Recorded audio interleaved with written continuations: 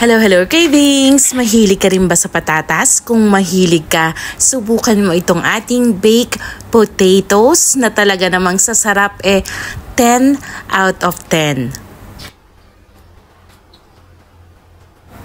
Tutusok-tusukin muna natin itong ating patatas. Pwede tayong gumamit ng tinidor o kaya naman ay kutsilyo. Lalagyan natin to ng konting asin at lalagyan din natin to ng cooking oil. Himas-himasin hanggang kumalat yung ating cooking oil dun sa ating patatas at ibabalot natin ito ng aluminum foil at ibibake natin ng 1 oras at kalahati or kaya naman ay hanggang 2 oras. Hindi lang bake ang pwede dito, pwede din natin itong pakuluan lalo sa mga walang access sa oven. Kaya kahit wala tayong oven, maa-achieve pa rin natin ang baked potatoes. Habang nagpapakulo tayo at nagpapalambot ng ating mga patatas, magluluto tayo dito ng bacon hanggang maging crispy yung ating bacon at itong natitirang oil hindi ko itatapon, isasama ko na lang sa gagawin nating white sauce. Maglagay tayo ng konting butter. Tunawin lang natin ito. Then maglalagay tayo dito ng harina, 1 kutsara. Ang apoy po natin dito ay mahinang apoy lamang. I-mix lang natin at maglalagay tayo dito ng all-purpose cream. Mix ulit natin, huwag nating tigilan hanggang makuha natin yung consistency na gusto natin. Ito kasing ating white sauce ang isa sa magpapakreamy ng ating mga patatas. Para sa ating mga toppings, meron tayong canned beans, meron tayong bacon, cheddar cheese, mozzarella cheese, ang ating canned tuna na nilagyan ko lang ng mayonnaise, ng asin at ng paminta.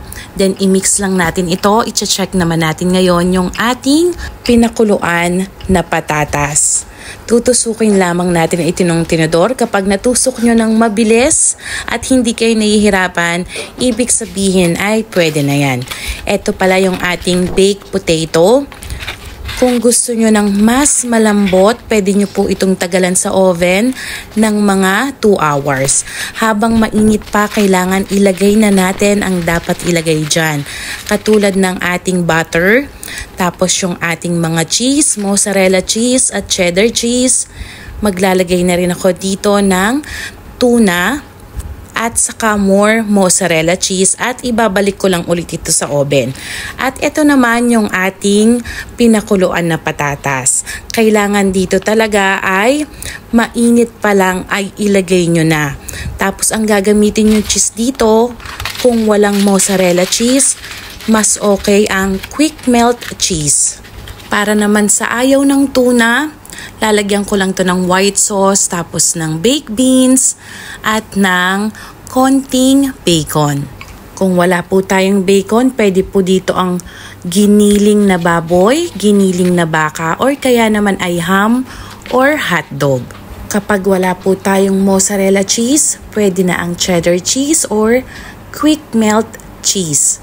Kapag lumamig na ito at gusto nyong ipainit, pwede natin itong ilagay sa ating microwave oven kung meron. Kung wala naman, pwede nyo itong i-steam. Hindi lang ito sa malalaking patatas. Pwede din dito yung maliliit or medium size na patatas. At eto na cravings, ganun lang kabilis. Talaga namang masasatisfied ang inyong mga cravings. Lalong-lalo ang mga bata, siguradong magugustuhan ang ating napakasarap na baked potatoes.